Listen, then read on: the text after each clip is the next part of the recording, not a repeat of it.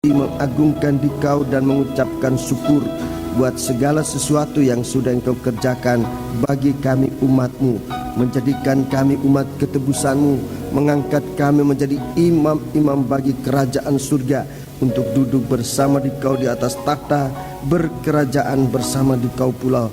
Tuhan, demikian sesuatu yang begitu agung dan mulia Engkau sudah kerjakan bagi kami. Hati kami terdorong untuk suka menyembah Dikau, Tuhan. Tapi selanjutnya kami pun ingin duduk di bawah kaki Dikau. Bersabdalah bagi kami sekalian ya Tuhan, untuk menerangkan jalan mana yang harus kami lakukan, yang mana harus kami ikuti untuk mencapai hidup yang berkenan di hadapan hadirat-Mu. Tuhan, saat pemberitaan firman-Mu di hadapan kami mengakui Tuhan bahwa sebagai manusia kami terbatas untuk bisa mendengar ataupun mengerti firman-Mu. Hanya kalau urapan Roh-Mu yang suci bersama kami, itulah pertolongan bagi kami. Sebab itu Tuhan, datanglah di tengah-tengah kami, mengurapi kami, baik hamba-Mu yang Engkau pakai dalam menyampaikan firman, maupun seluruh sidang jemaat dalam kami duduk mendengarkan, untuk sama-sama kami diarahkan oleh Dikau kepada pribadi-Mu Tuhan. Segala kuasa kegelapan, roh jahat, setan yang menggoda, mengganggu kami, menghancurkan perhatian kami, Tuhan, bersatu hati kami panggil nama Engkau buat usir dia. Di dalam nama Tuhan Yesus Kristus, segala roh jahat, setan, kami ikat, kami perintahkan kamu semua. Dalam nama Yesus, pergi. Darah Yesus yang berkuasa. Terima kasih Tuhan, terima kasih. Biarlah Roh-Mu yang suci Tuhan berpengaruh atas pikiran kami, atas hati kami. Biar kami memusatkan menjadi perhatian untuk mengerti firman-Mu ya Tuhan. Terima kasih. Dalam nama Yesus kami sudah berdoa. Haleluya. Amin.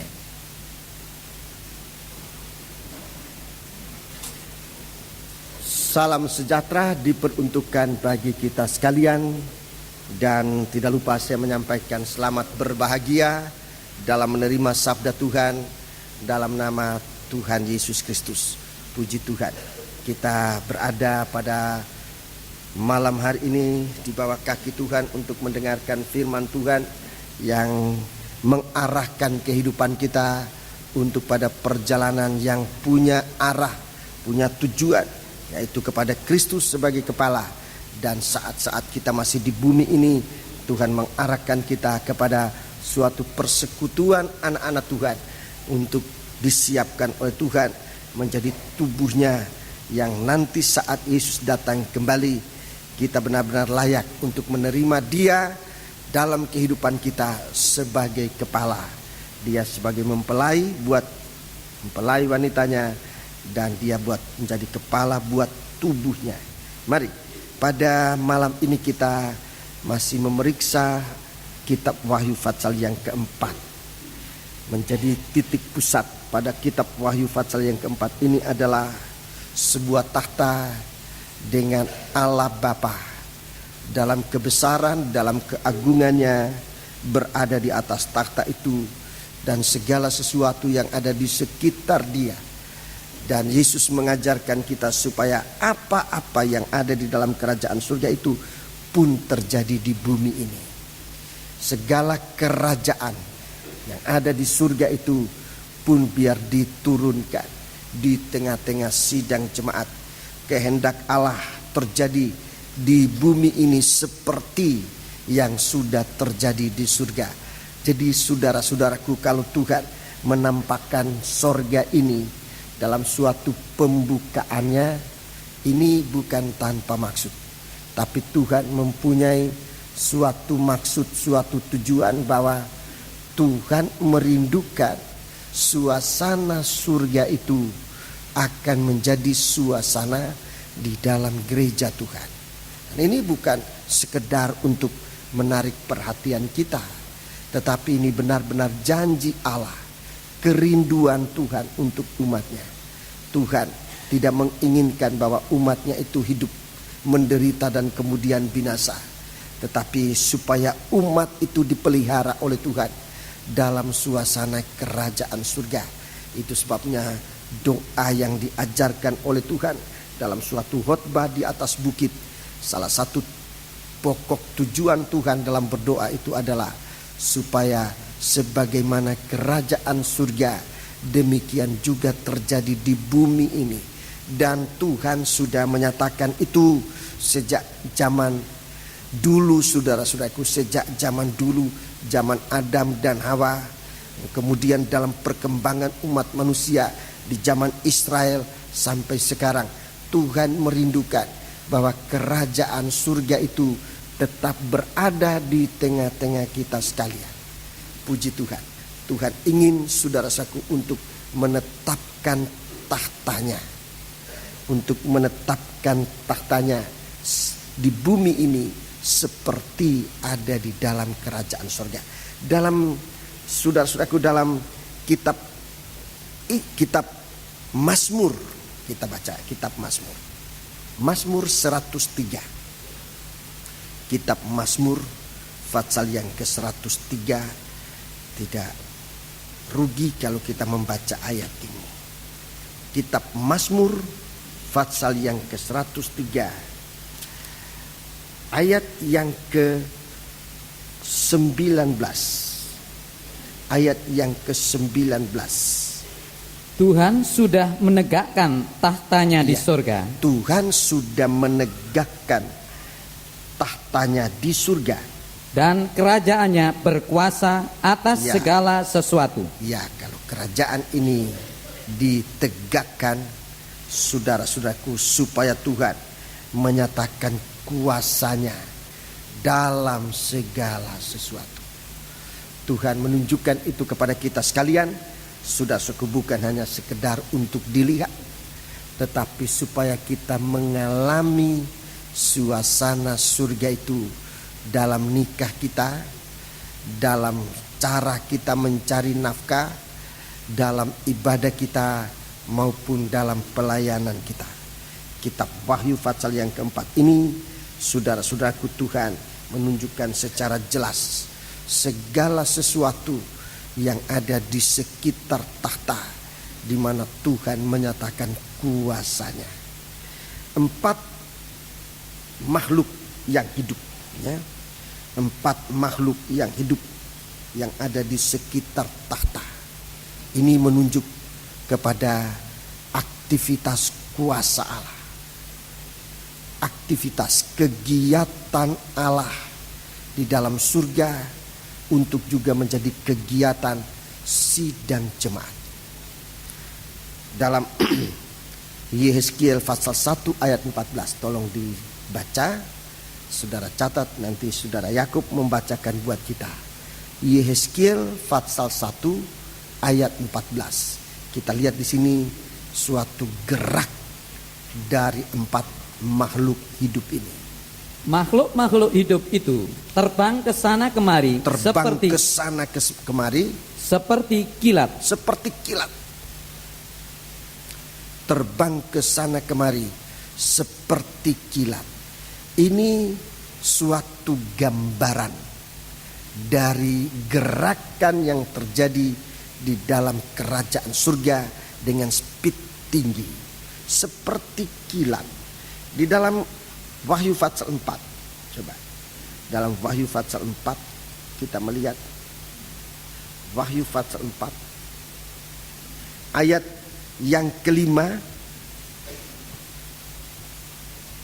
Dan dari tahta itu keluar kilat dan bunyi guruh yang menderu, dan 7 obor menyala-nyala di hadapan tahta itu. Itulah ke-7 roh Allah. Jadi saudara perhatikan gerakan ini, suatu aktivitas. Kalau saya bicara tentang gerakan, ini istilah tidak berbau politik. Saudara perhatikan, kalau saya bicara gerakan ini, banyak kali istilah gerakan ini dimonopoli oleh kaum politikus, saudaraku. Tapi kalau saya bicara menggunakan istilah gerakan di sini, ini bukan istilah politik, tetapi suatu aktivitas, suatu kegerakan, suatu kegerakan yang terjadi di surga itu, suatu kegerakan terjadi di surga, satu kegerakan yang punya model. Saudara-saudaraku, saudara perhatikan. Model aktivitas surga ini, saudaraku, speednya seperti kilat, tinggi, speed tinggi. Jadi saudara-saudaraku, kalau kita mau mengalami suasana surga, saudara-saudaraku, ada satu dorongan untuk kita melakukan segala sesuatu. Jangan berlambat-lambatan, jangan lambat. Suatu ciri kegerakan kerajaan surga itu cepat seperti kilat. Sebab kita berlomba dengan gerakan dari musuhnya Tuhan, musuhnya Allah. Itulah antikris yang tampil dalam wujud sebagai macan tutul, sebagai macan yang begitu cepat menggunakan kesempatan. Jadi inilah dikatakan kerajaan surga, gerakan dalam kerajaan surga itu secepat kilat. Bunyinya dan bunyi guru yang menderu. Ini kedahsyatan. Jadi dengan kekuatan penuh, guru yang menderu menunjukkan suatu aliran yang sangat kuat. Guru menderu itu bicara menggambarkan kuatnya arus gerakan ini yang tidak bisa dibendung. Tidak ada orang yang dapat membendung guru. Dan kemudian 7 obor menyala-nyala. Itu artinya gerakan ini terang.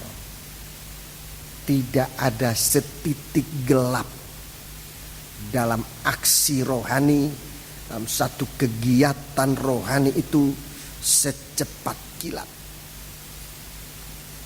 Suatu speed yang tinggi, berbobot, kuat. Saudara-saudaraku, seperti guru yang menderu. Itu bobot.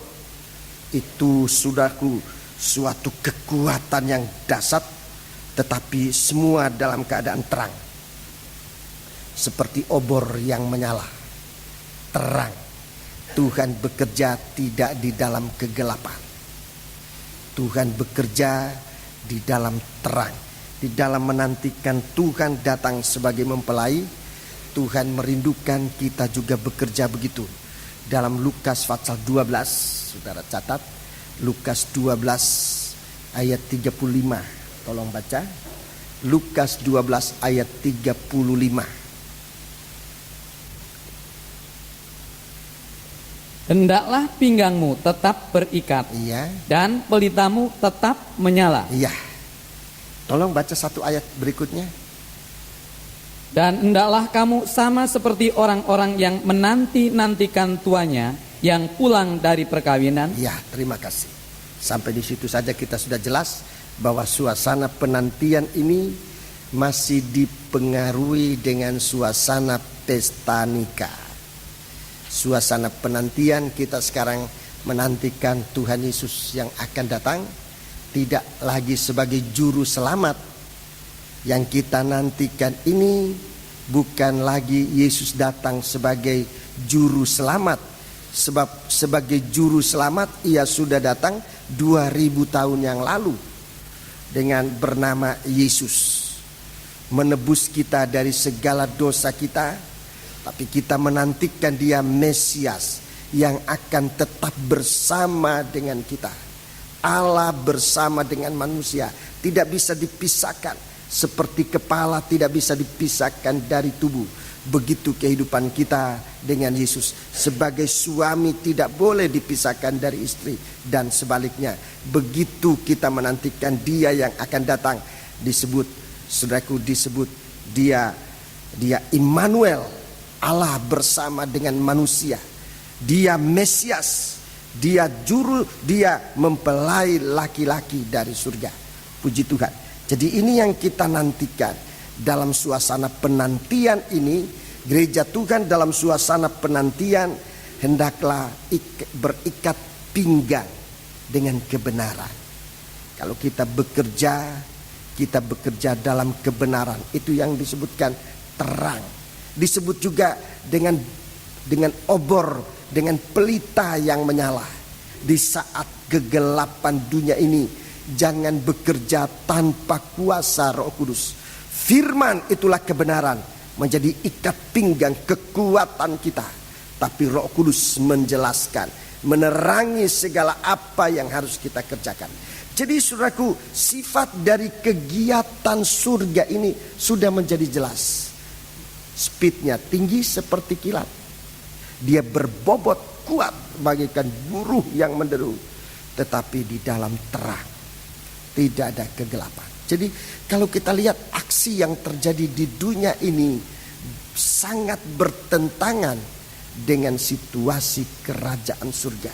Di sana sini, saudaraku, banyak kegiatan ini dicampuri dengan kegelapan, ditandai dengan kelemahan, ditandai dengan kekurangan. Dan memang untuk kelemahan dan kekurangan ini, iblis memang menyiapkan diri untuk membuat gereja itu tidak ada kekuatan. Mulai dari kekuatan dalam hal keuangan. Saudara-saudaraku, segala aktivitas gereja Tuhan sekarang ini banyak kali berhadapan dengan keuangan dan lumpuh. Kalau gereja Tuhan dihadapkan dengan soal keuangan, banyak gereja Tuhan mengalami kelumpuhan. Banyak mengalami kelumpuhan. Dan iblis sangat tahu itu. Gereja seakan tidak berdaya di dalam hal itu. Itu sebabnya rekan-rekan hamba Tuhan, mari kita perhatikan soal ini. Supaya kita dapat mengatasi di mana setan mau melumpuhkan gereja Tuhan dengan apa saja. Kekuatan dari antikris adalah mamon, adalah keuangan. Dan saudara-saudaraku, di dalam kegiatan dalam gereja Tuhan memang kita berhadapan dengan kekuatan kemampuan dari setan, dalam hal ini keuangan. Dan itu yang banyak melumpuhkan gereja Tuhan. Lumpuh di waktu punya uang, lumpuh di waktu tidak punya uang. Kalau mata tidak terbuka. Itu sebabnya selain dari gereja Tuhan mempunyai suatu kekuatan, baik secara duniawi maupun secara rohani, itu harus disertai dengan mata yang baik. Bukan mata yang jahat, tapi dengan mata yang terang yang dapat melihat segala sesuatu. Jangan dilumpuhkan. Jangan dilumpuhkan. Guru kita semua, terutama saya sebagai siswa pada waktu itu, mengajarkan kepada kami tentang hal ini. Tentang hal keuangan dalam pelayanan, dalam sidang jemaat. Banyak kali langsung dilumpuhkan oleh setan. Mau kemana saja, belum kita bekerja, baru diutus kemana. Keuangan itu sudah mulai menghalangi. Dan ini halangan yang banyak kali dianggap terlalu berat oleh hamba-hamba Tuhan. Tidak punya uang. Dan lebih celaka lagi dengan istilah tidak ada berkat. Sebetulnya kita harus ngeri mengucapkan itu, sebab Tuhan memberkati kita. Yang salahnya kita tidak mengatur berkat. Dalam pengalaman saya, dan kalau saya bicara ini kepada rekan-rekan hamba Tuhan, dan kebetulan saya berada di sidang jemaat yang adalah termasuk jemaat yang besar, saudara-saudaraku, saya sama sekali tidak bermaksud untuk mengecilkan saudara-saudara, tidak. Sebab saya pun dari tadinya hidup seperti saudara-saudara dari jemaat yang sangat kecil. Tapi dalam soal keuangan, kita berusaha untuk tidak dikuasai oleh setan. Dalam hal pengutusan Tuhan, dalam hal pemakaian Tuhan, dalam membangun gereja.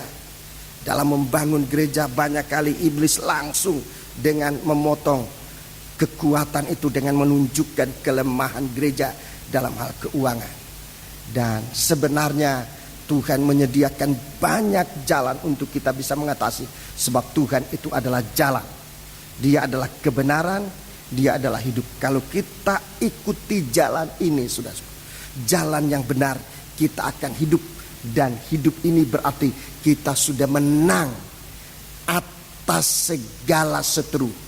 Musuh yang terakhir yang dikalahkan adalah kematian. Kalau gereja Tuhan sampai mencapai kepada kehidupan, berarti segala seteru itu sudah ditaklukkan oleh Yesus. Itu sebabnya mari saudara, kita menggunakan Saudara-saudaraku, apa yang disediakan oleh Tuhan bagi kita tentang kuasa kerajaan Allah yang Tuhan nyatakan dalam kita sekalian. Sekali lagi, kalau saya bicara tentang keuangan, saya tidak bermaksud untuk mengecilkan saudara-saudara yang sementara bergumul dalam hal itu. Tapi saya ingin menunjukkan pengalaman bahwa kita sebenarnya disertai oleh Tuhan dengan tanda kemenangan. Asal kita menempatkan diri di jalan yang benar, berikat pinggang kebenaran dari firman Allah, berjalan, bekerja dengan obor yang menyala. Itu pimpinan Roh Kudus yang benar-benar nyata dalam kita. Kita ditolong oleh Tuhan. Sebab itu mari kita menghadapi hari-hari ini di mana antikris mau menguasai dunia ini. Antikris yang memang nanti diizinkan untuk menguasai dunia ini. Tapi saat itu gereja Tuhan sudah disingkirkan. Saat ini antikris sedang mempersiapkan diri, dan banyak antikris sudah tersebar ke seluruh dunia untuk menguasai manusia. Setiap permulaan kita bekerja dalam ladang Allah, perhatikan bagaimana tampilnya antikris untuk menggagalkan segala usaha, segala pekerjaan yang Tuhan percayakan kepada kita. Seperti tadi saya katakan, Tuhan mau kita mau kemana, utusan Tuhan. Banyak kali iblis langsung pasang halangan soal keuangan. Itu halangan pertama, soal keuangan. Dan kita menyerah kalah dengan mengatakan tidak ada berkat. Itu sudah kekalahan pertama. Padahal Tuhan sudah memberkati kita. Hanya bagaimana kita mengatur berkat itu. Saya punya kesaksian sudah berulang-ulang kali saya sampaikan, baik dalam kebaktian persekutuan yang besar, dalam sidang jemaat, bagaimana mengatur saudara-saudaraku berkat yang Tuhan berikan kepada kita, agar waktunya kita diizinkan oleh Tuhan untuk sesuatu tugas, kita tidak dikuasai oleh antikris dengan soal uang. Saya akan sangat bersedih kalau saya tidak dapat melakukan pekerjaan Tuhan hanya karena keuangan. Sebetulnya sangat disayangkan, begitu sangat disayangkan. Itu sebabnya mari saudara-saudara kita perhatikan di sini bahwa pekerjaan Tuhan ini sebenarnya satu pekerjaan yang cepat speednya, berbobot, mengandung kekuatan seperti guntur yang menderu, saudaraku. Ini suatu guruh yang menderu, ini suatu kekuatan yang sangat berbobot yang tidak bisa dibendung, tetapi disertai obor yang menyala-nyala, terang. Dan dalam ayat 5 ini sudah kita lihat, saudaraku, bahwa segala kegiatan itu berasal dari tahta. Itu permulaan.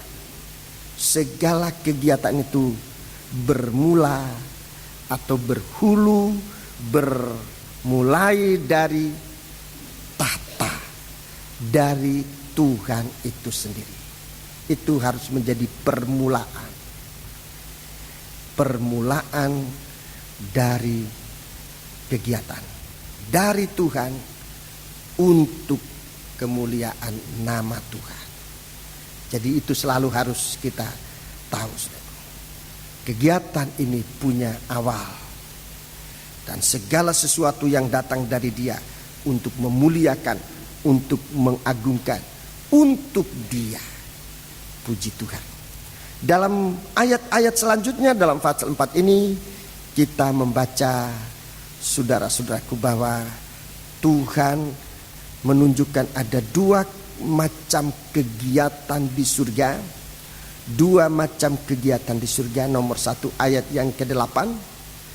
Ayat yang ke-8 pada hari Minggu saya atau kita semua sudah mendengar kembali ulasan yang sudah merupakan ulangan kesekian kalinya.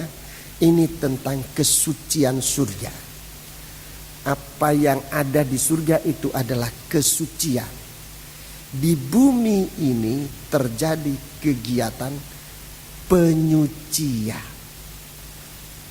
Jadi di surga ada keadaan suci. Kudus, kudus, kuduslah Tuhan. Tuhan Allah yang Maha Kuasa.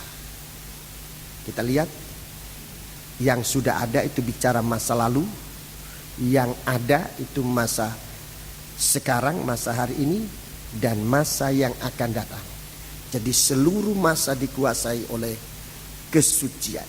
Di surga itu dulu suci, di surga itu sekarang suci, di surga itu nanti dan selamanya akan tetap suci.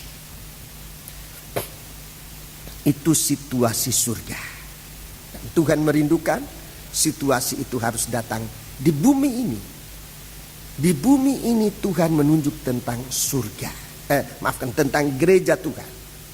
Tentang gereja Tuhan, tentang sidang jemaat. Sidang jemaat yang ada di bumi tadinya tidak suci. Tadinya tidak suci. Tidak ada lagi kesucian di bumi ini. Sebab manusia sudah jatuh dalam dosa. Sementara kegiatan surga ini harus diturunkan di bumi ini. Artinya Tuhan mau mengerjakan penyucian. Di bumi ini Tuhan mau mengerjakan penyucian. Supaya gereja Tuhan menjadi sama dengan kerajaan surga.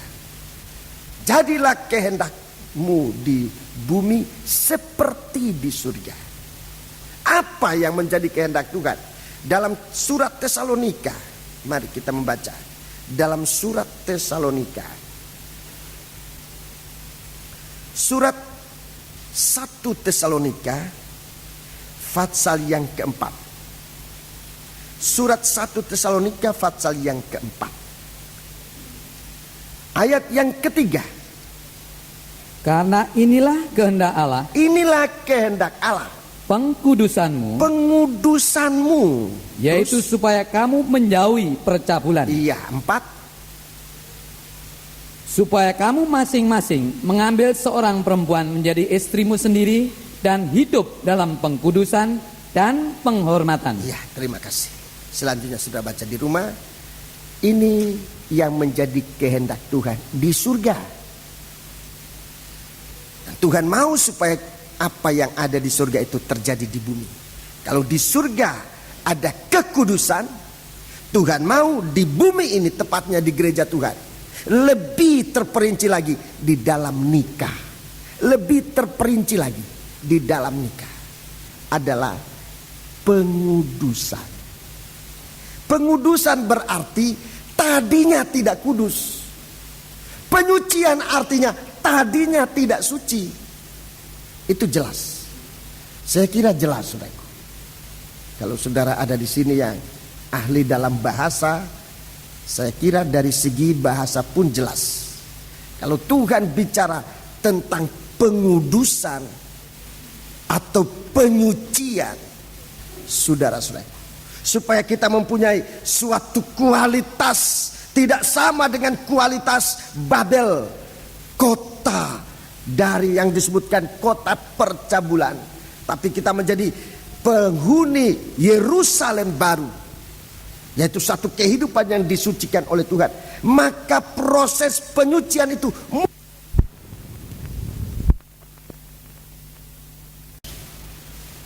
sebab itu Tuhan datang. Dan saudara-saudaraku, dia mengatakan, Tuhan, engkau memberikan aku tubuh, waktu Yesus datang ke dunia, supaya dengan darah yang dicurahkan, yang ditumpahkan, kita disucikan. Dengan penumpahan darah kita disucikan. Masa lalu kita, saudara-saudaraku, yang tadi saya katakan, kalau bicara tentang pengudusan, itu berarti tadinya kita tidak suci.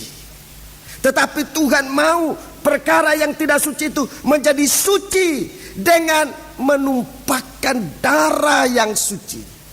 Darah binatang tidak mungkin menyucikan dosa. Darah manusia juga tidak mungkin, sebab darah ini sudah kena dosa, tidak ada lagi darah yang suci.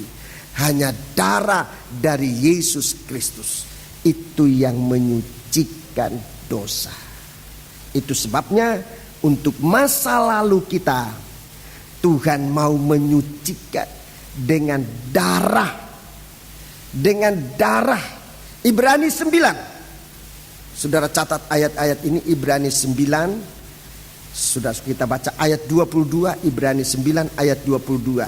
Ibrani 10 mulai ayat yang keempat dan selanjutnya itu juga bicara tentang darah ini.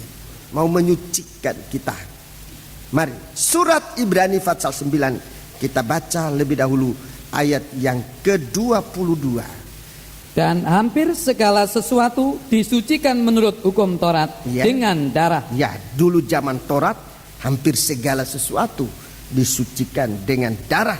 Dan tanpa penumpahan darah tidak ada pengampunan. Tanpa penumpahan darah tidak ada pengampunan. Yang diampuni adalah dosa yang sudah dilakukan. Itu bicara tentang pengampunan. Itu artinya masa lalu ini disucikan dan Tuhan menggunakan darahnya sendiri. Mengapa? Ayat 4 pasal 10 Ibrani. Sebab tidak mungkin darah lembu jantan atau darah domba jantan menghapuskan dosa. Tidak mungkin darah binatang-binatang itu menghapuskan dosa. 5. Karena itu ketika ia masuk ke dunia, ia berkata, korban dan persembahan tidak engkau kehendaki, tetapi engkau telah menyediakan tubuh bagiku. Menyediakan tubuh, darah dan daging. Ini yang nanti akan kita terima dalam perjamuan suci. Itu tubuh, daging dan darah Kristus. 6. Kepada korban bakaran dan korban penghapus dosa engkau tidak berkenan. Lalu aku berkata, sungguh aku datang dalam gulungan kitab ada tertulis tentang aku untuk melakukan kehendak-Mu, ya Allah. Ya, kita tadi sudah mendengarkan kehendak Allah adalah pengudusan. Jadi Tuhan datang yang pertama kali melakukan kehendak Allah menjadi sarana penebusan. Itu darah dan dagingnya itu mempersekutukan orang-orang ketebusan. Orang-orang yang diampuni ini disatukan dalam satu tubuh. Jadi ada tubuh, ada darah dan tubuh Kristus. Darah itu menyucikan, tubuhnya mempersekutukan kita. Ulangi, darah itu menyucikan, tapi daging Kristus, tubuh Kristus mempersekutukan, mempersatukan orang-orang yang disucikan, orang-orang yang ditebus. Jadi harus ada dua ini, jangan hanya darah tanpa tubuhnya. Jangan hanya suci lalu mau suci sendiri. Itu tidak mungkin. Harus tubuh dan darah, tidak boleh dipisahkan. Sesudah kita disucikan, kita disatukan oleh tubuhnya Kristus. Kita baca lebih dahulu ayat yang ke-14 dari pasal 10. Sebab oleh satu korban saja ia telah menyempurnakan untuk selama-lamanya mereka yang ia kuduskan. Ya, mereka yang ia kuduskan, kita yang dikuduskan itu masuk dalam suatu kesatuan untuk menjadi sempurna. Kesempurnaan terjadi di dalam kesatuan tubuh Kristus. Lebih dahulu kita membaca ayat-ayat ini, saudara-saudaraku, dalam 1 Korintus pasal yang ke-10. 1 Korintus pasal yang ke-10. Jadi kalau sudah suci, jangan menyendiri. Itu keliru. Kalau sudah suci, jangan menyendiri lalu merasa suci sendiri. Tetapi kita harus ada dalam satu persekutuan, suatu kesatuan. Mari kita baca 1 Korintus pasal 10 ayat yang ke-16 dan 17. Bukankah cawan pengucapan syukur yang atasnya kita ucapkan syukur adalah persekutuan dengan darah Kristus? Iya, terus? Bukankah roti yang kita pecah-pecahkan adalah persekutuan dengan tubuh Iya, Kristus? 17 sekarang. Karena roti adalah satu, Roti adalah satu. maka kita Ya. sekalipun banyak Ya. adalah satu tubuh. Satu dalam tubuh. Karena kita semua mendapat bagian dalam roti yang satu itu. Iya. Jadi ada persekutuan dengan tubuhnya Kristus, supaya kita masuk dalam persekutuan di dalam tubuh Kristus. Ini persekutuan gereja Tuhan. Persekutuan dengan tubuh Kristus dan persekutuan dalam tubuh Kristus. Ini saudara-saudaraku catat saja, kemudian renungkan di rumah. Persekutuan dengan tubuh Kristus, persekutuan kita dengan Dia, dengan Tuhan, harus dilanjutkan. Persekutuan di dalam tubuh Kristus. Artinya semua orang yang tadi di dalam persekutuan dengan korban Kristus menjadi satu dalam tubuh Kristus. Itu gereja Tuhan. Jadi renungkan dua perkataan. Persekutuan dengan tubuh Kristus dan persekutuan dalam tubuh Kristus. Bawa dalam doa. Sebab perkataan saya ini masih banyak kurangnya. Kalau saudara bawa dalam doa, nanti Roh Kudus menjelaskan, saudaraku, betapa dalamnya perkataan itu. Hanya orang yang ada persekutuan dengan darah dan tubuh Kristus bisa masuk dalam persekutuan dalam tubuh Kristus. Jadi ini sarana yang digunakan oleh Tuhan, darah dan dagingnya, untuk masa lalu kita disucikan. Jadi di sini kita melihat, saudaraku, bahwa karena roti adalah satu, maka kita sekalipun banyak adalah satu dalam tubuh. Ini satu tubuh, ini sebetulnya satu dalam tubuh. Tidak dituliskan perkataan dalam, tapi sebetulnya terkandung antara satu tubuh itu satu dalam tubuh Kristus. Karena kita semua mendapat bagian dalam roti yang satu itu. Ibrani, surat Ibrani, pasal yang ke-11. Surat Ibrani pasal yang ke-11 ayat 39 atau ayat 38, sebetulnya saudara baca mulai dari seluruh pasal ini tentang iman, tentang orang-orang beriman zaman dulu, mulai dari Habel disebutkan dalam pasal 11 ini, saudara-saudaraku. Tapi mari kita lihat ayat yang ke-38 sampai 40 supaya saudara melihat tentang kesatuan di dalam tubuh Kristus ini. 38. Dunia ini tidak layak bagi mereka. Ya. Mereka mengembara di padang gurun dan di pegunungan, dalam gua-gua dan celah-celah gunung. Ya. Dan mereka semua tidak memperoleh apa yang dijanjikan itu, sekalipun iman mereka telah memberikan kepada mereka suatu kesaksian yang Jadi, baik. Oleh iman mereka ditonjolkan bagaikan pribadi-pribadi yang brilian. Oleh karena iman dasar kehidupan sudah dijadikan orang-orang yang menonjol dalam masa dan dalam keadaan pergaulan masyarakat mereka. Ayat 40. Sebab Allah telah menyediakan sesuatu yang lebih baik bagi kita. Tanpa kita, mereka tidak dapat sampai kepada kesempurnaan. Iya, jadi orang-orang kudus segala zaman akan masuk dalam kesatuan, dalam kesempurnaan. Jadi dengan lain perkataan, yang sama artinya adalah kesempurnaan ini berada dalam kesatuan, tidak dalam satu-satu. Kita bersatu, bukan bersatu-satu. Bersatu-satu artinya tidak satu.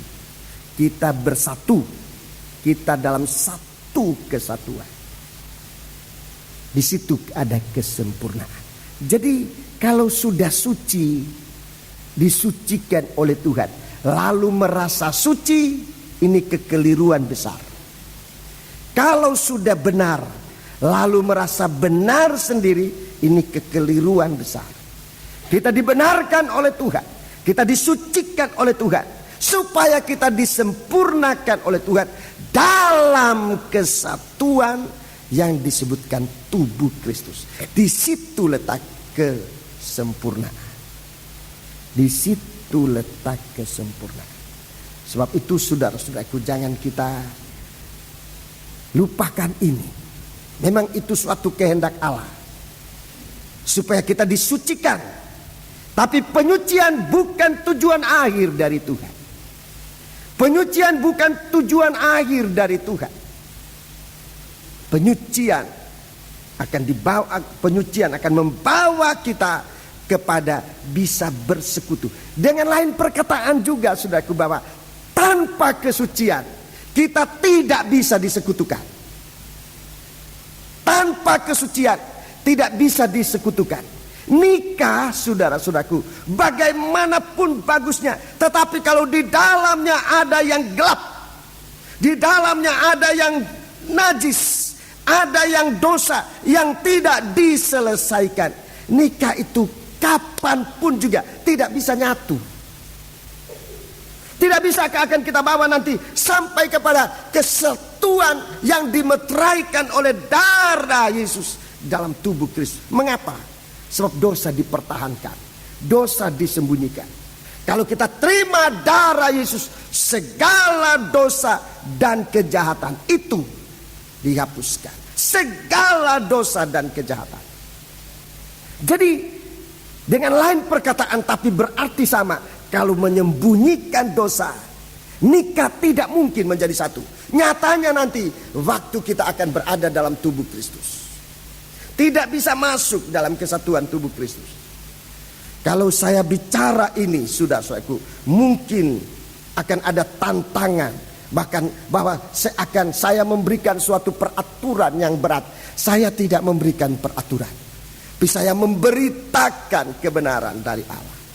Di dalam 1 Yohanes pasal 1, saudaraku, ayat 7 dan ayat 9.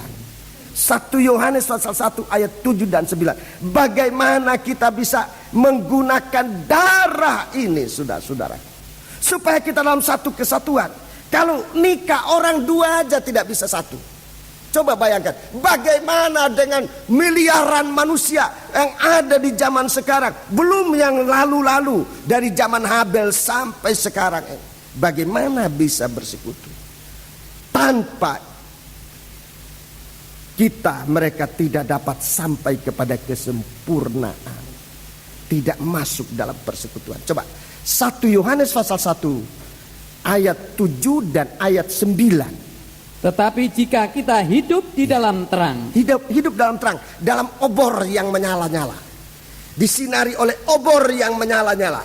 Hidup itu artinya aktif, hidup itu artinya giat, hidup itu artinya bergerak. Itu hidup. Kalau orang mati tidak ada kegiatan, tidak ada aktivitas, tidak ada kegerakan, itu orang mati. Tapi kita tubuh yang hidup, hidup di dalam terang. Ulangi. tetapi jika kita hidup di dalam terang, Ya, jika kita hidup di dalam terang, sama seperti Dia ada ya, di dalam terang. jadi seperti di sorga itu ada terang, di sekitar tahta itu ada pelita yang menyala, ada terang, terus maka kita beroleh persekutuan seorang dengan yang lain. ya, kita beroleh persekutuan. Kalau tidak ada sesuatu yang disembunyikan, kalau segala sesuatu menjadi terang, kita akui terang, tidak ada yang tersembunyi, menjadi terang seperti di sorga itu terang, ada kegiatan di dalam terang, terus Dan darah Yesus anaknya itu menyucikan kita dari segala dosa. Kalau terang itu ada persekutuan, dan darah Yesus anaknya menyucikan kita dari Segala dosa. segala dosa.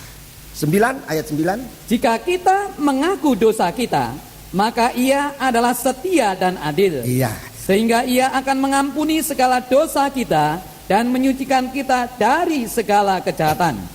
Jelas, segala dosa. Segala dosa yang diakui, diampuni. Saudara percaya? Diampuni dan untuk menerima hidup. Segala kejahatan adalah dosa. Tapi ada dosa yang membawa maut. Dosa yang membawa kematian. Dosa mana yang membawa maut? Dosa yang tidak diakui. Itu sama dengan tidak percaya bahwa korban Kristus bisa mengampuni dosa. Kalau kita percaya bahwa darah Kristus mampu mengampuni dosa kita, tidak ada beratnya untuk mengaku dosa. Sebab kita tahu kalau kita mengaku, kita diampuni. Sesudah mengaku, pengampunan. Tapi kalau tidak ada pengakuan, hidup dalam kegelapan. Sebab kita terus menyembunyikan yang tidak baik, yang dosa, yang gelap. Orang dua saja, suami istri, tidak bisa jadi satu, apalagi dengan orang lain. Saudara-saudara, sebab itu saudara perhatikan, itu sebabnya saudara-saudaraku, dosa satu macam ini sangat dipertahankan oleh setan. Setan itu menyuruh kita membuat dosa, berbuat dosa, mengajak berbuat dosa, menggoda supaya berbuat dosa. Sesudah berbuat dosa, dia halangi, jangan ngaku. Jangan ngaku. Kalau di hati itu ada rasa takut, rasa segan, rasa sungkan mengaku, itu bukan dari Tuhan. Itu bukan suara Tuhan. Itu suara iblis. Suara iblis, suara setan. Dan kalau tidak mengaku berarti ikut suara setan. Dan tidak akan pernah masalah terselesaikan. Tidak akan pernah. Saudara boleh pergi ke konsultan, boleh pergi ke pengadilan, boleh pergi ke mana saja untuk masalahnya, tidak akan selesai. Sebab penyelesaiannya adalah di dalam terang. Penyelesaiannya di dalam terang. 7 obor yang menyala-nyala kembali kepada terang Allah untuk mempersekutukan kita. Dan ini yang banyak kali kita takut. Oh, kalau ngaku nanti bagaimana? Nanti ribut. Tetapi kita tidak takut binasa. Takut ribut tapi kok tidak takut binasa. Memang untuk sementara bisa saja daging yang diterangi ini akan menjadi tidak sehat, tidak enak. Tetapi sesudah itu Tuhan katakan kita dikembalikan oleh Tuhan untuk menerima bagian kekudusan. Ibrani pasal 12. Jadi saudara lihat saja apa yang Tuhan mau kerjakan dalam gereja Tuhan sekarang adalah pengudusan masa lalu menggunakan darah. Menggunakan darah ini. Jadi kalau saya jelaskan ini, saya rasa begitu jelas dan penjelasan ini sudah berulang kali. Tetapi mungkin di antara kita ada 1-2 orang yang belum pernah mendengarkan. Sekarang saudara mendengarkan ini. Masa lalu itu perlu disucikan. Masa lalu, dosa masa lalu tidak selesai oleh karena lamanya sudah kita lewati. Tapi masa lalu itu hanya bisa diselesaikan oleh darah Yesus. Itu yang ada dalam Alkitab. Oleh darah Yesus. Dan kalau Tuhan mengampuni kita, begitu hebatnya Tuhan mengampuni kita. Saudara-saudaraku, untuk Tuhan bisa berkerajaan dalam kehidupan kita. Mazmur 103, kitab Mazmur tadi sebelum Tuhan bicara tentang dia menegakkan tahtanya, lebih dahulu dia bicara tentang pengampunan dosa ini.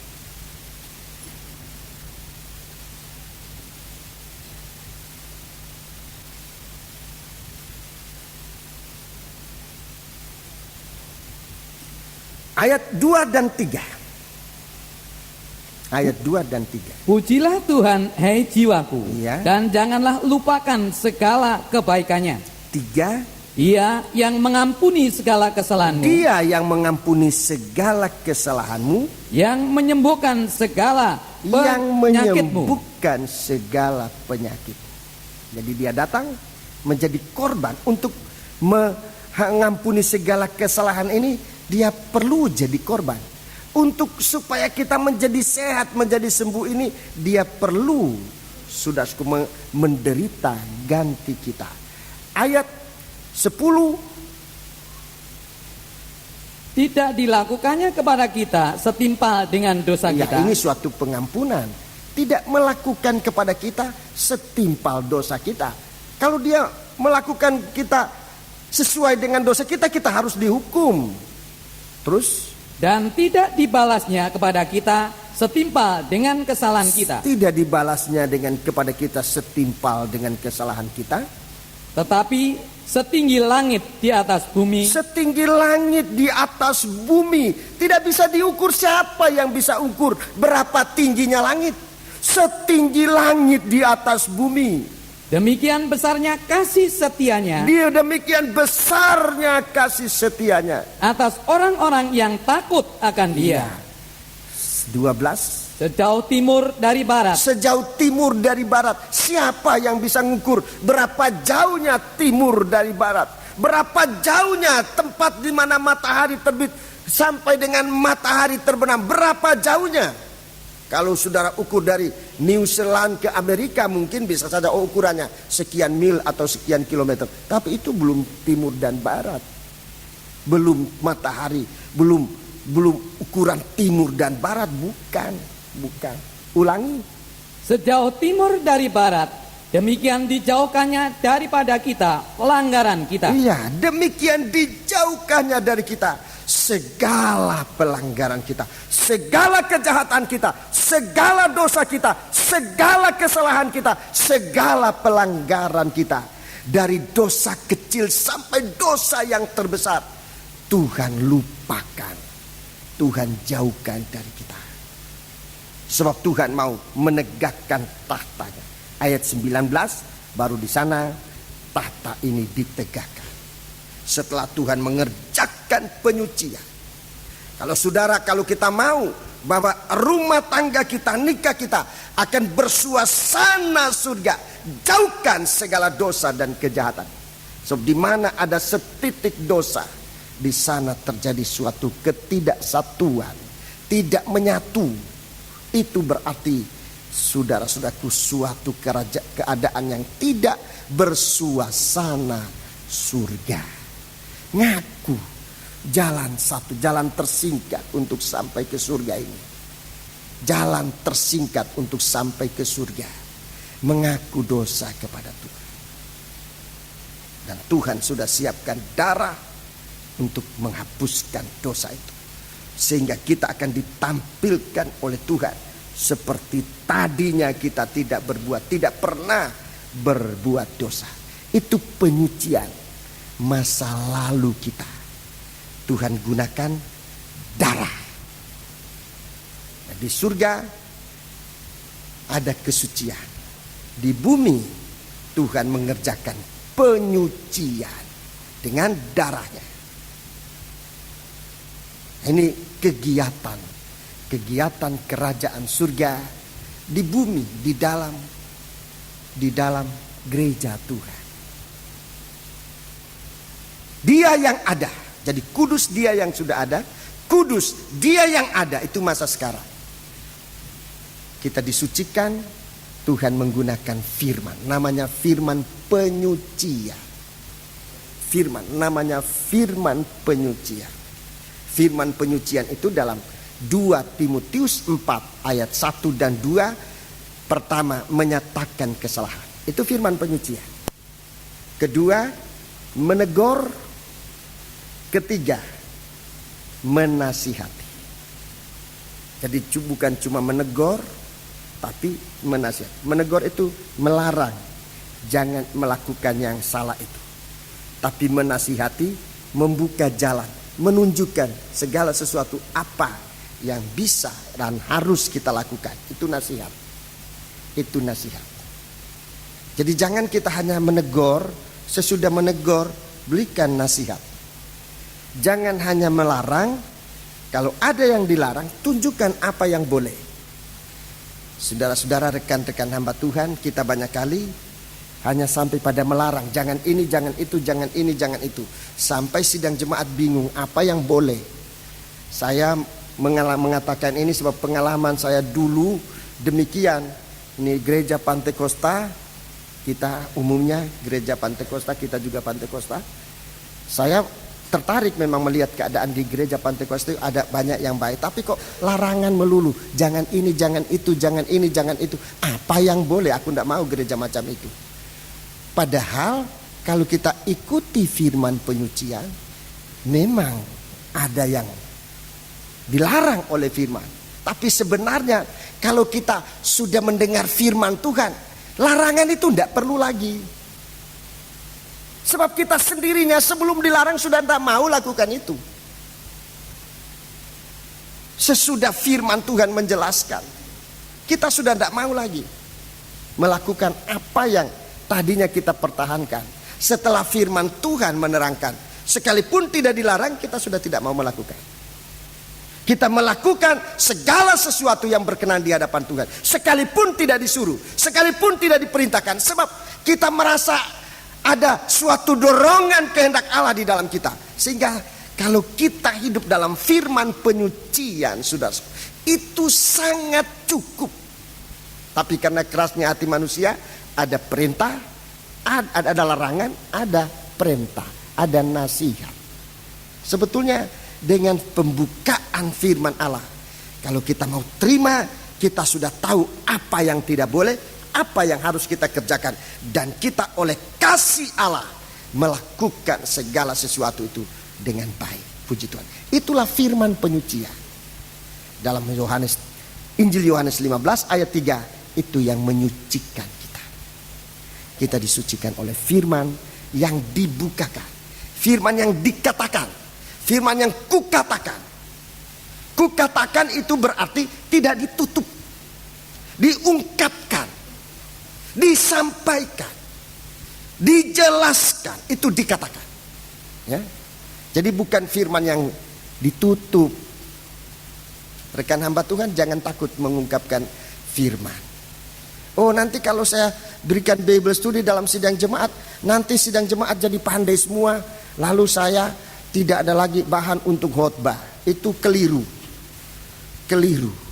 Kalau jemaat itu pandai, buat kita hamba Tuhan sangat enak untuk khotbah. Sangat enak untuk khotbah daripada jemaat bodoh. Kalau jemaat itu bodoh, sulit untuk khotbah. Sampaikan Bible study, jangan takut. Oh, nanti kalau mereka sudah pandai firman, nanti mereka punya tanduk keluar. Mungkin 10 cabang. Pengalaman saya, kalau firman Allah disampaikan, tanduk yang tadinya 12 cabang dipatahkan oleh Tuhan. Semuanya dipatahkan oleh Tuhan, oleh firman. Jadi jangan takut menyampaikan Bible study. Sampaikan Bible study. So, dia yang menyucikan pelayanan kita sekarang. Setelah kita disucikan oleh Tuhan, kita melayani Tuhan. Dan pelayanan ini, saudaraku, harus sesuai dengan firman yang dibukakan. Supaya kita jangan salah dalam pelayanan, dalam mengikuti.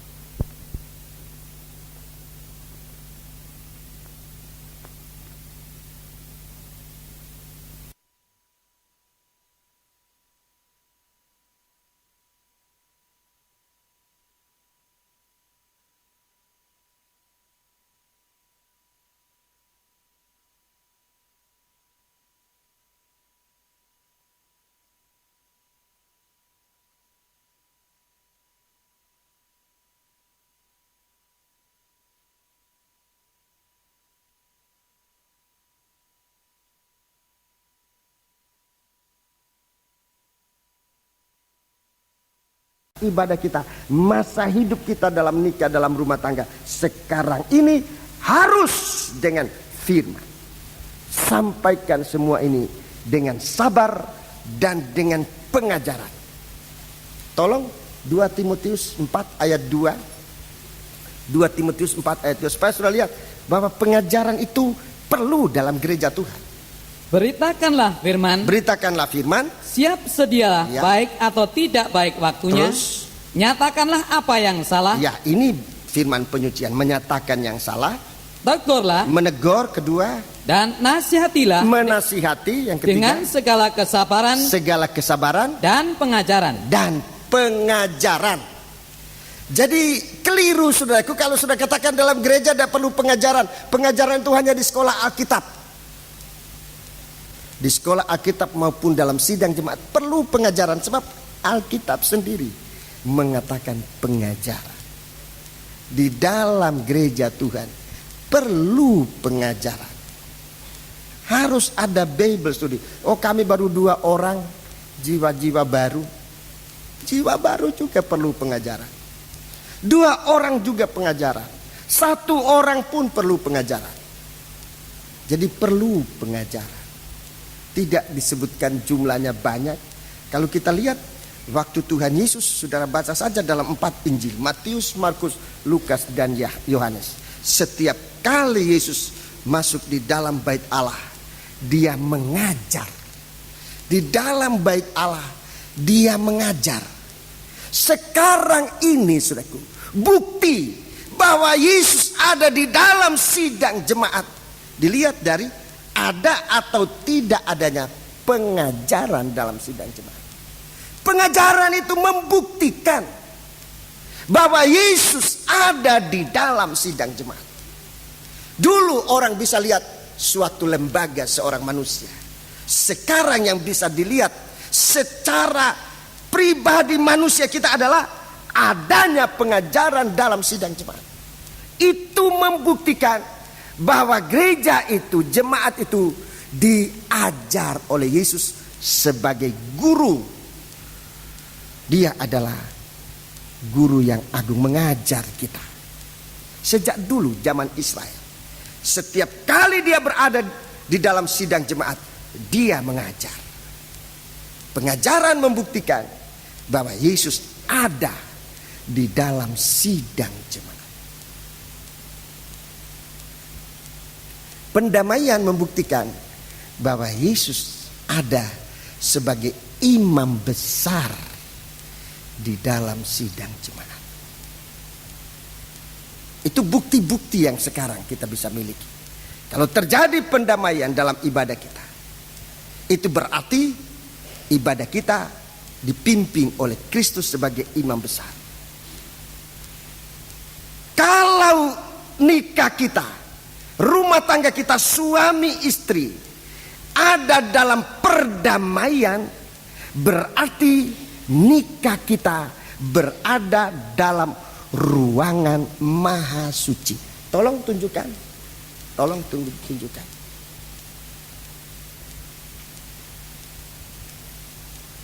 Mana itu ruangan maha suci?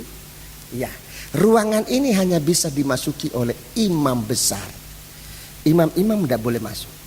Imam besar masuk untuk mengerjakan pendamaian. Jadi kalau kita mau, saudaraku, bahwa kualitas dari nikah kita itu meningkat untuk disiapkan saat kapanpun Yesus datang, kita bisa masuk bersama dia adalah, perhatikan, apakah nikah kita ini, suami istri, ada dalam suasana pendamaian. Jadi kalau nikah itu berada dalam suasana pendamaian, berarti kapanpun Yesus datang, tidak ada masalah. Tidak ada masalah. Kita akan masuk dalam persekutuan di dalam tubuh Kristus. Sebab ada dalam pendamaian, bukti dia imam besar. Kita berada dalam ruangan maha suci. Tapi kalau kita hanya merasa aku yang benar, istri merasa dia benar, suami mengatakan dia benar, kebenaran itu tempatnya di dalam halaman. Tolong halaman. Ya.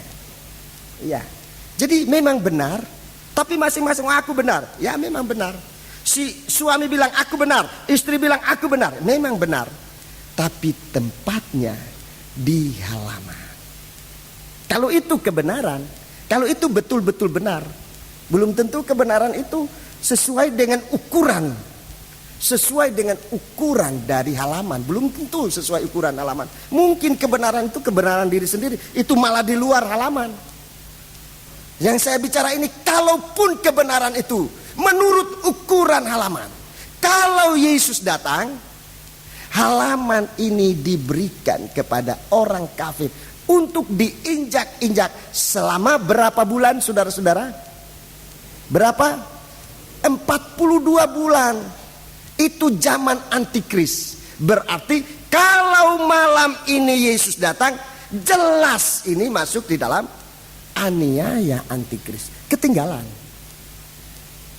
Apa untungnya kita mempunyai kebenaran semacam itu, tapi tidak mau berdamai?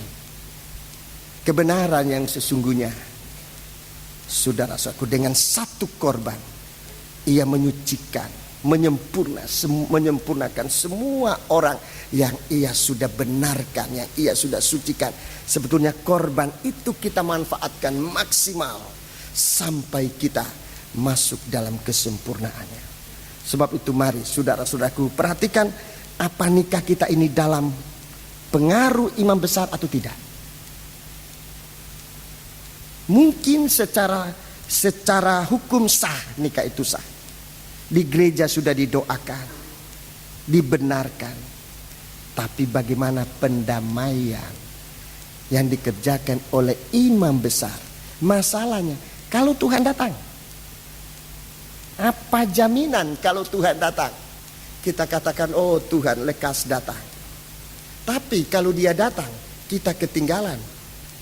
Betapa kecewanya, sebab ada kesempatan untuk tidak ketinggalan, tapi tidak dimanfaatkan. Berdamai adalah kesempatan. Sekalipun memang saudara kita itu salah, suami kita nyata-nyata salah. Apalagi kalau kesalahannya itu tidak fatal, salah sedikit saja. Istri itu salah sedikit hanya karena memasaknya kurang enak. Loh, diampunilah. Jangan terus kemarin ndak enak, ini hari ndak enak, pasti besok ndak enak lagi. Aku ndak mau ngampuni kamu. Wah, kok gampang amat masukkan orang ke aniaya antikris. Coba mikirkan lebih jauh lah. Benar, memang benar. Tapi kalau kebenaran itu masih dikuasai oleh antikris, sementara ada kesempatan untuk meningkat, terima dia sebagai imam besar. Ibadah saudara, perhatikan. Ibadah dengan hati yang didamaikan atau tidak. Kalau ibadah itu belum disertai dengan hati yang damai, masih mengandung kebencian, mengandung kepahitan kepada si A, si B, kepada semua. Perhatikan saudaraku, sekalipun saudara benar, tapi Alkitab katakan kalau kita mengandung kepahitan, itu najis dan menajiskan orang. Itu najis dan menajiskan orang. Orang yang mempunyai hati pahit, akar kepahitan dalam hati dia akan pergi kepada mereka yang lemah iman. Yang lemah iman inilah yang kasihan. Cepat kena pengaruh kepahitan itu. Ikut membenci, ikut melakukan apa yang tidak sesuai. Berapa waktu yang lalu saya mengalami banyak itu. Ada orang yang tidak kenal saya, dia tidak kenal saya, tapi bisa membenci saya. Dia tidak kenal saya, tidak tahu yang mana si ompong itu, pendeta pong itu yang mana. Dia tidak kenal, tapi hatinya sudah membenci karena terpengaruh. Orang yang hatinya pahit itu menajiskan orang. Itu Ibrani pasal 12 ayat 15 sampai 17. Itu seperti Esau. Bahaya. Waktu kesempatan untuk diberkati, tidak menerima berkat. Di saatnya berkat dicurahkan, dia tidak bisa menerima berkat. Saya melihat saudara-saudaraku dalam pelayanan banyak demikian. Di saat-saat gereja Tuhan pelayanan baru dimulaikan, ada yang macam-macam. Di saat suasana berkat, orang itu tersingkir. Dia tidak terima berkat, tidak mendapat kesempatan untuk diberkati. Sekalipun seperti Esau itu, dia mencari dengan air mata. Jadi berikan nikah ini disucikan. Berikan nikah ini dilayani oleh imam besar. Berikan pelayanan kita, ibadah kita dilayani oleh imam besar. Pelayanan para imam-imam, saudara-saudaraku, harus mengalami penyucian. Dalam Ulangan pasal 16 Saudaraku, itu perlu penyucian. Mempersembahkan persembahan korban pendamaian untuk diri sendiri. Jadi saudara-saudara, lihat, pelayanan kita ini masih ada benih kebencian, sakit hati, kepahitan. Saudara-saudaraku, sekalipun saudara merasa benar, tetapi masalahnya bagaimana kalau Tuhan datang malam ini? Tuhan tidak berada melihat kita di dalam ruangan maha suci. Kita masih berkecimpung dengan kebenaran diri sendiri, mempersalahkan orang lain. Tidak ada untungnya, saudara-saudara. Di saat berkat dicurahkan, orang itu tidak mendapat berkat. Sekarang mungkin saudara memikirkan seperti Esau, apa gunanya? Apa gunanya? Hak kesulungan apa gunanya? Sedang aku sekarang dalam keadaan lapar, tidak puas. Haus dan lapar. Keadaan tidak puas dengan si A, tidak puas dengan si B, tidak puas dengan pendeta, tidak puas dengan tua-tua. Sekarang dalam keadaan lapar, kita ambil saja suatu pikiran yang kita rasa benar. Yang benar sekarang saya makan, yang benar sekarang saya dipuaskan. Entah lewat mukul orang, entah lewat apa saja. Tetapi waktu berkat sesungguhnya datang, tidak mendapat bagian apa-apa. Sebab sudah mengecilkan berkat Tuhan itu. Pendamaian Yesus sebagai imam besar, saudara-saudaraku. Tapi sekarang masa yang akan datang. Masa yang akan datang, kita harus disucikan, saudara-saudaraku. Masa depan kita disucikan dengan cara apa? Masa lalu dengan darah, masa sekarang dengan firman penyucian. Masa yang akan datang dengan benih ilahi. Itu masa yang akan datang. Artinya kita dilahirkan dari benih Allah. Kita dilahirkan dari benih ilahi untuk tidak dapat berbuat dosa. Tidak dapat berbuat dosa. 1 Yohanes pasal 3 ayat yang ke 1 Yohanes pasal 3 ayat yang ke-9, ayat 7 dan ayat yang ke-9. Anak-anakku, janganlah membiarkan seorang pun menyesatkan kamu. Ya. Barang siapa yang berbuat kebenaran adalah benar, sama seperti Kristus adalah benar. Iya, orang benar ini bagaimana? 9. Setiap orang yang lahir dari Allah tidak berbuat dosa lagi. Tidak berbuat dosa lagi, masa lalu dan masa sekarang. Masa lalu sudah diampuni, masa sekarang tidak berbuat dosa lagi.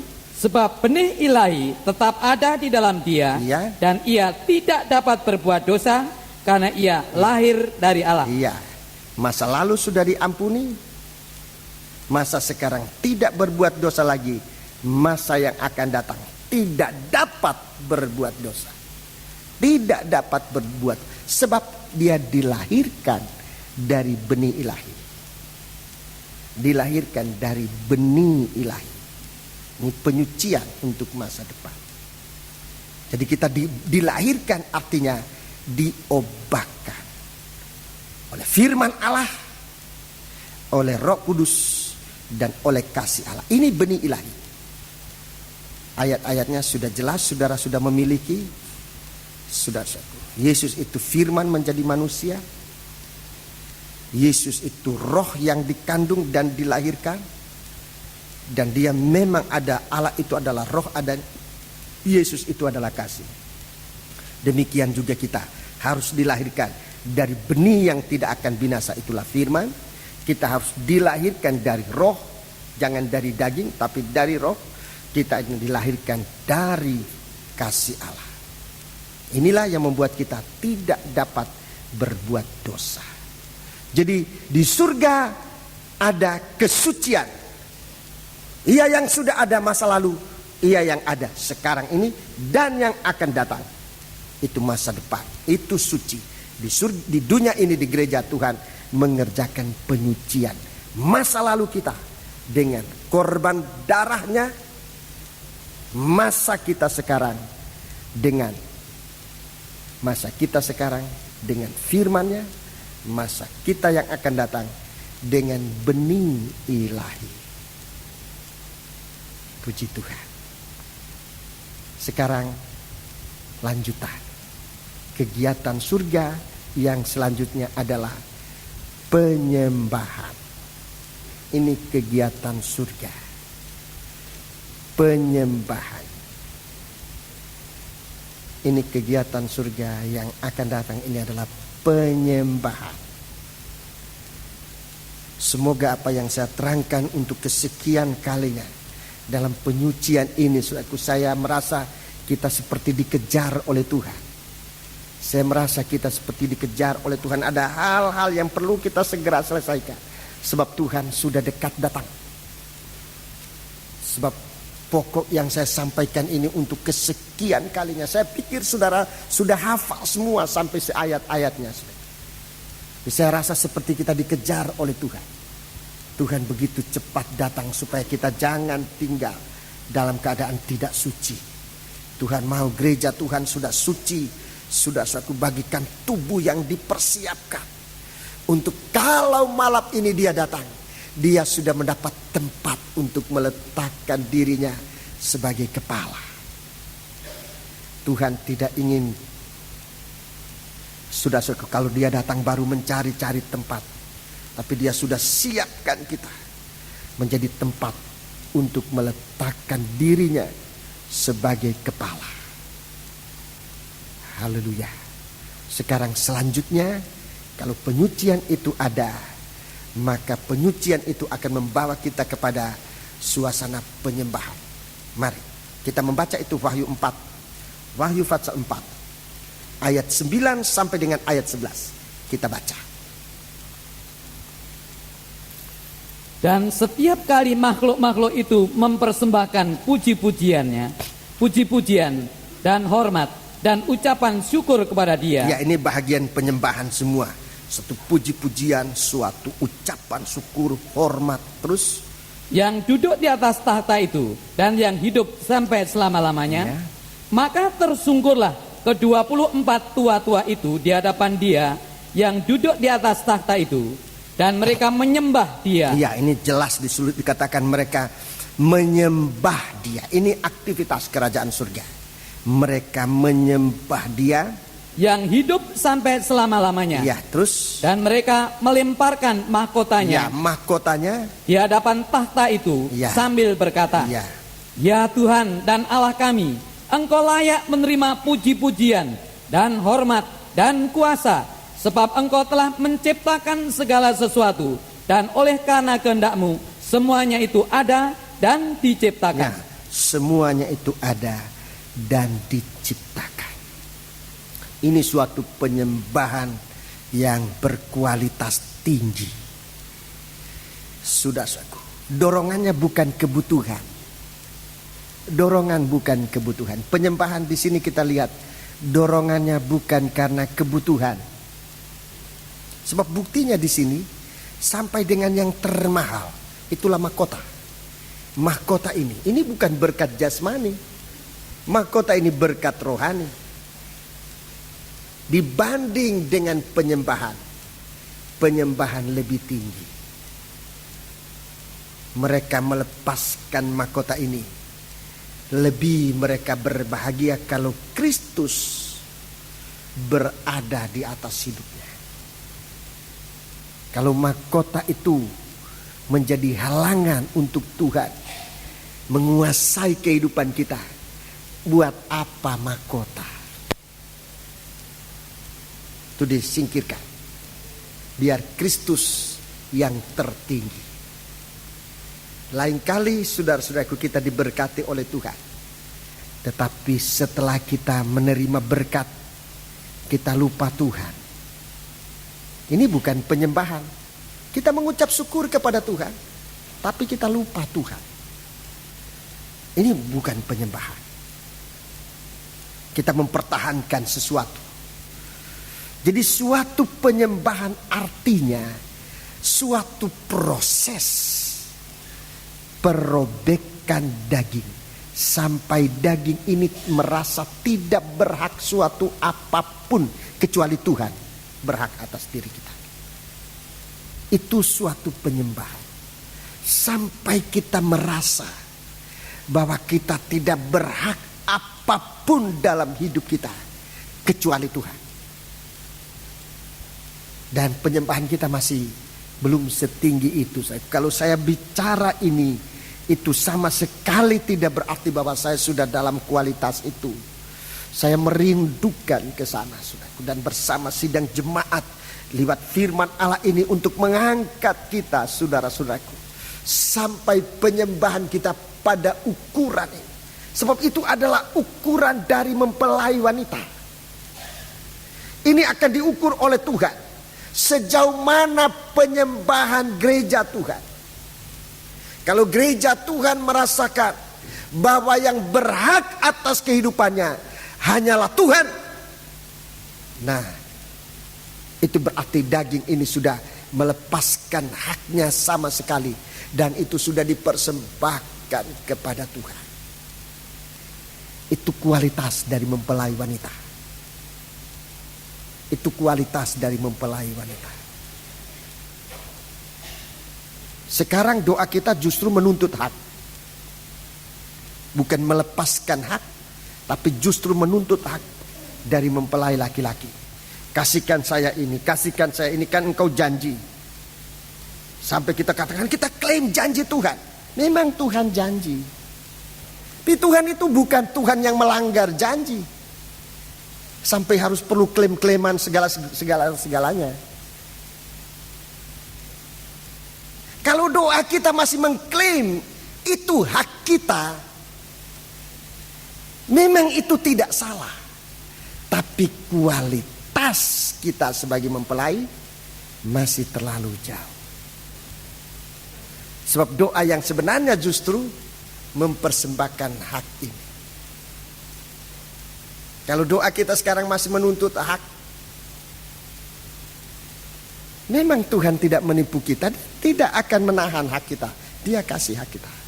Tetapi sebagai mempelai, kita belum sampai pada kualitas yang dirindukan oleh Tuhan. Tuhan bisa memberkati kita tanpa kita harus minta. Tuhan bisa memberkati kita. Tuhan bisa berbuat segala sesuatu, saudara-saudaraku. Tetapi kalau segala sesuatu malah membuat kita punya kualitas semakin renggang, semakin jauh, itu yang harus kita pikirkan. Dan Tuhan banyak membantu kita dalam hal ini. Banyak kali sekalipun kita minta ini, minta itu, tapi Tuhan tahu, ini kalau saya kasihkan semacam yang dia minta ini, dia malah jauh dari Tuhan. Oh Tuhan, berikan aku mobil supaya kalau nanti aku ke gereja tidak jalan kaki lagi, tidak naik bus lagi, tidak naik taksi lagi. Tuhan kasih mobil. Setelah dikasih mobil, pergi ke Pasir Putih di hari kebaktian. Bisa saja, saudaraku, bisa saja. Tapi itulah, sebab Tuhan tidak akan menahan hak seseorang, apalagi hak mempelainya. Tetapi yang ditakutkan adalah kita tidak sampai kepada ukuran bahwa kita ini yang berhak atas kita hanyalah dia sebagai mempelai. 1 Korintus pasal 7. Nah, ini jadi suatu penyembahan itu. Haleluya, satu penyembahan itu suatu hal yang justru bukan menuntut hak, tapi suatu penyerahan. 1 Korintus pasal yang ke-7.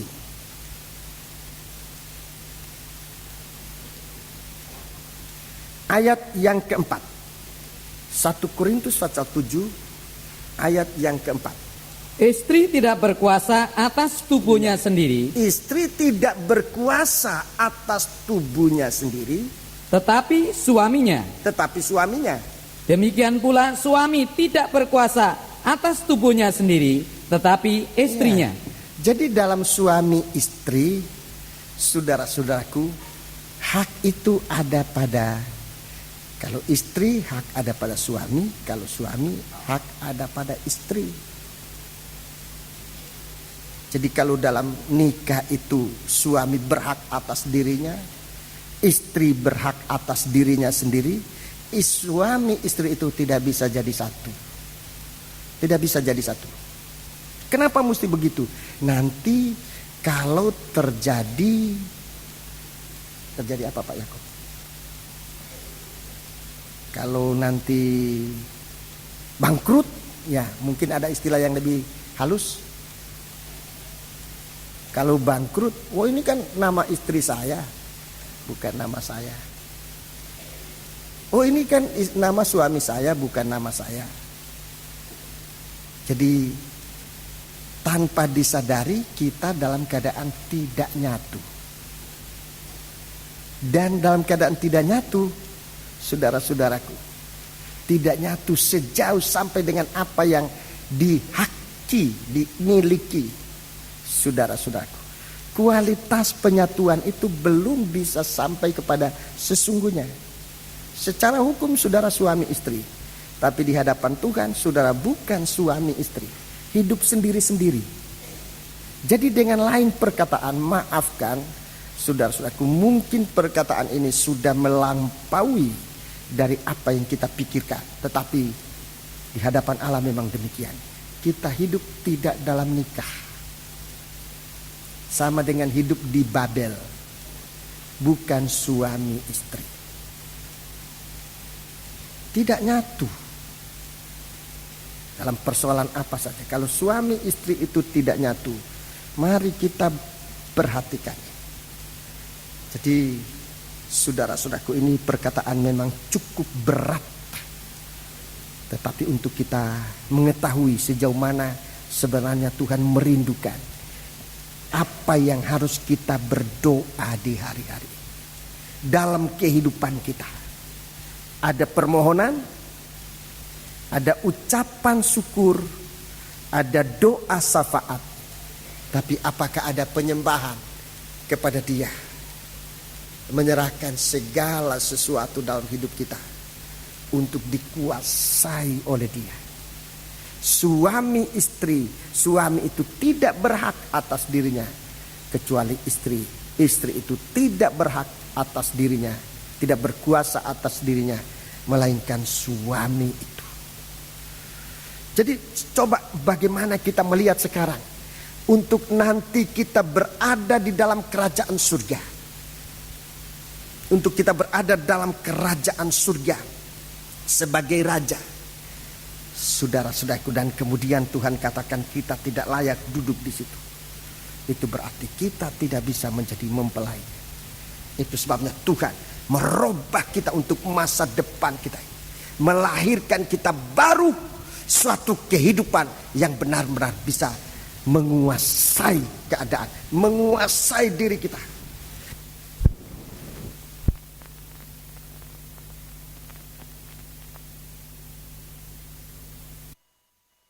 Ayat yang pertama, Wahyu pasal 11 ayat yang pertama. Kemudian diberikanlah kepadaku sebatang buluh, seperti tongkat pengukur rupanya, dengan kata-kata yang berikut: bangunlah dan ukurlah bait suci Allah dan mezbah dan mereka yang beribadah di dalamnya. Ya, dan mezbah dan mereka yang beribadah di dalamnya. Mezbah dan mereka yang beribadah di dalamnya. Di dalam bait Allah ada 3 alat. Di dalam bait Allah, ruangan suci, ada 3 alat. Coba tolong baca, tolong lihatkan. Meja roti sajian itu yang pertama. Kedua, itu firman Allah. Kedua, kaki dian emas, itu Roh El Kudus. Ketiga, mezbah dupa, mezbah penyembahan. Ukur, semua diukur. Dari 3 alat ini, yang terdekat dengan ruangan maha suci adalah mezbah penyembahan. Itu diukur. Jadi bagaimana ibadah kita ini meningkat. Segala sesuatu ini saya rasa perlu diingat kalau saudara mau saudara catat. Segala kegiatan pekerjaan rohani kita. Itu berarti kalau jasmani itu sudah termasuk. Segala kegiatan rohani kita memuncaknya kepada penyembahan. Harus memuncak kepada penyembahan. Penyembahan itu, atau kalau saya kalimatkan dengan kalimat yang lain yang artinya sama. Penyembahan itu adalah puncak karya rohani. Puncak pekerjaan rohani. Memuncak kepada penyembahan. Hanya Engkau Tuhan yang berhak. Ini puncak. Daging ini merasa tidak berhak. Jadi sudah perhatikan, segala pekerjaan rohani memuncak kepada penyembahan. Ini satu ya.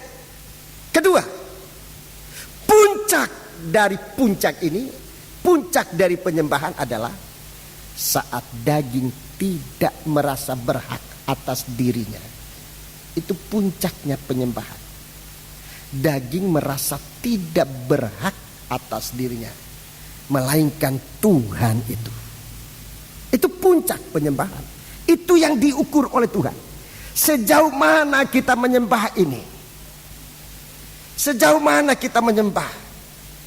Kalau dalam kita bersaksi, dalam bersaksi itu harus dipuncakkan pada penyembahan. Oh saudara-saudaraku, kalau saya bersaksi ingin memuliakan nama Tuhan, tapi Tuhan mau lihat di dalam saudara memuliakan nama Tuhan, apa saudara ikut-ikutkan diri ini turut mau dipuji? Saya terus terang aja bicara ya. Sekalipun katakan kita untuk memuliakan nama Tuhan, tetapi Tuhan menyelidik apa di hati ini masih terselip ingin dipuji dalam kesaksian ini. Di dalam kita melayani Tuhan, apakah puncaknya kepada penyembahan di mana daging ini tidak menuntut haknya? Saya sudah kerja sekian tahun, upahnya apa? Apa yang saya lakukan untuk sekian tahun? Kalau kita masih berpikir begitu, itu artinya kita sudah bekerja tidak pernah meningkat. Sekian tahun kita bekerja tapi tidak meningkat. Sebab apa? Sebab segala sesuatu kita tinggalkan untuk binasa bersama dengan dunia. Tetapi kalau kita bekerja, saudaraku, dan segala sesuatu benar-benar kita persembahkan kepada Tuhan, bukan untuk diri ini. Pekerjaan itu dalam kitab Wahyu pasal 14 dia katakan segala sesuatu itu ikut menyertai kita. Waktu kita dibawa oleh Tuhan kepada dia, segala sesuatu itu ikut menyertai dia. Sebab apa? Sebab memang kita sudah persembahkan kepada Tuhan. Kalau masih ada untuk kepentingan diri, dan karena kepentingan diri ini, perhatikan, karena untuk kepentingan diri ini kemudian timbul taktik.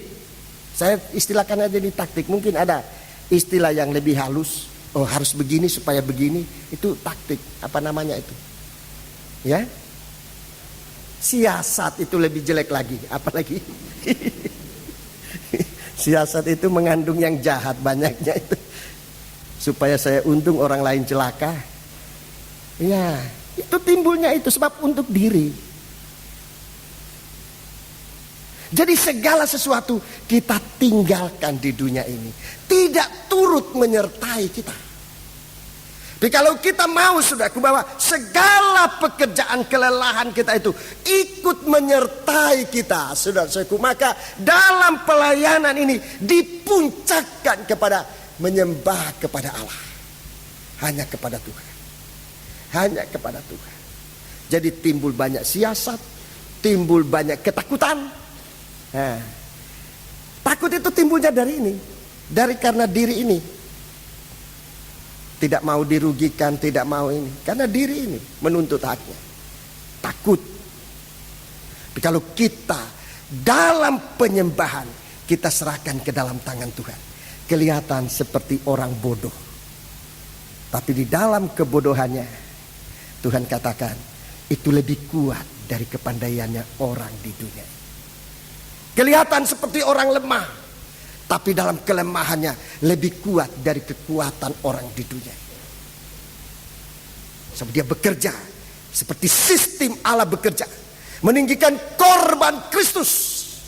Sementara orang lain mencari hikmat, orang Yahudi menuntut tanda, tapi kami memberitakan Kristus yang tersalib. Itu penyembahan. Sistem pekerjaan yang luar biasa, di mana daging ini ikut disalibkan bersama dengan Kristus. Dan Rasul Paulus katakan dalam 1 Korintus pasal 1, itulah kekuatan Allah, itulah kuasa Allah, dan itulah hikmat yang diberikan oleh Tuhan kepada orang yang dikasihi dan mengasihi Tuhan. Puji Tuhan. Jadi ini penyembahan. Semoga dalam kesempatan berikut saya bisa menjelaskan, jika Tuhan mengasihi kita sekalian, untuk mengetahui lebih dalam apa yang Tuhan kehendaki. Jadi kegiatan kerajaan surga ini ingin Tuhan terapkan dalam sidang jemaat. Saudara percaya? Haleluya. Sementara kita melakukan nyanyian nomor 54, nyanyian Psalm nomor 54, kita bangkit berdiri. Pelayan-pelayan perjamuan suci silakan tampil ke depan. Jika Tuhan mengizinkan, kita akan lanjutkan bahagian ini dalam kesempatan berikut. Kita berdoa bersama-sama, semoga kasih Tuhan ditetapkan dalam kita sekalian. Kur di atas korban. 54 Psalm.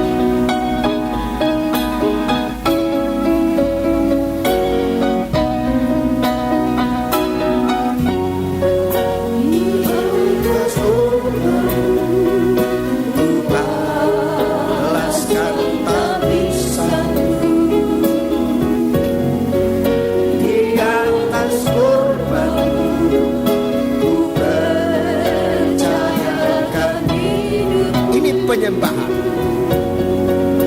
di atas korban, ku akan menangkan semua, dan ku menjadi milikmu selamanya. Haleluya. Di atas korbanmu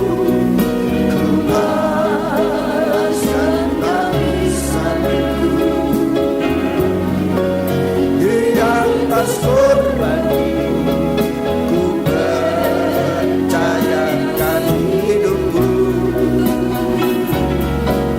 Di atas korbanmu, ku akan menangkan semua,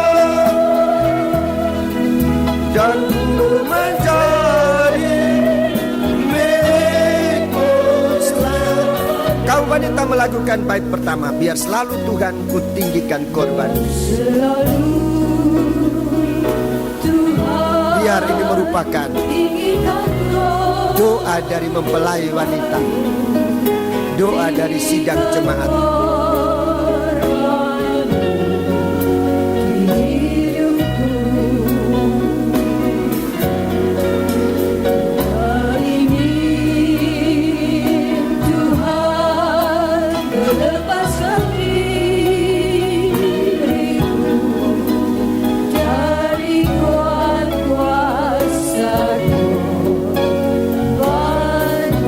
Tangan kita semua melakukan. Pun sekalipun kita lemah, sebagai seorang wanita,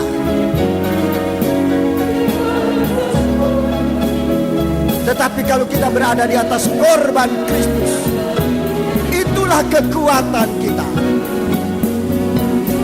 Haleluya.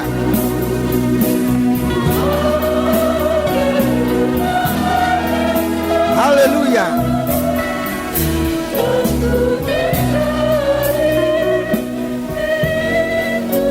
Turunkan tangan. Bait 2, para imam-imam.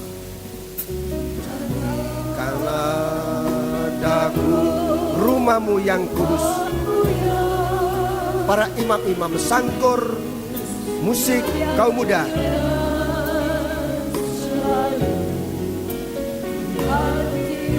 senantiasa rela mempersembahkan korban.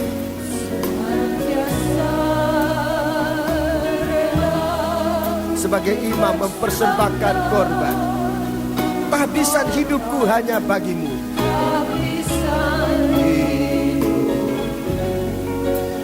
Bagi kita semua angkat tangan. Di atas, haleluya. Melayanilah dengan dasar korban Kristus. Nikah di atas korban Kristus. Haleluya, haleluya. Percayakan hidup kepada Tuhan. Haleluya, haleluya.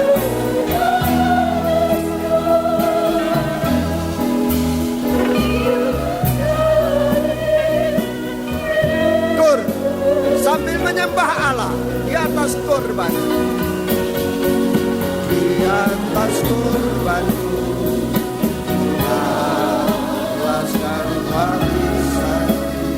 Haleluya.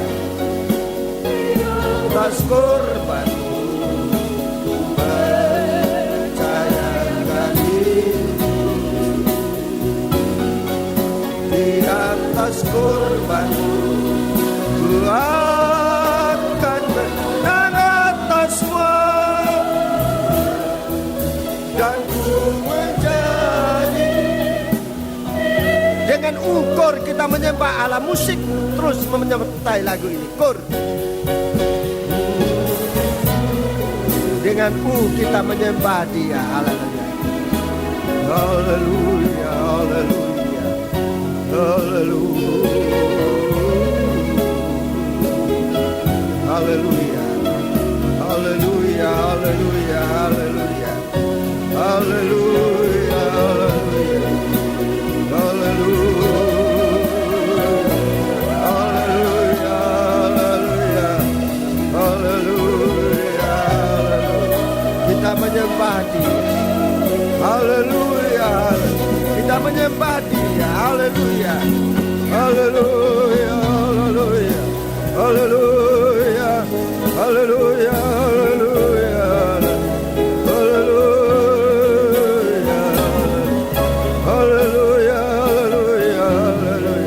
haleluya, haleluya, haleluya, haleluya, haleluya. Kami persembahkan hidup kami. Kami persembahkan nikah kami.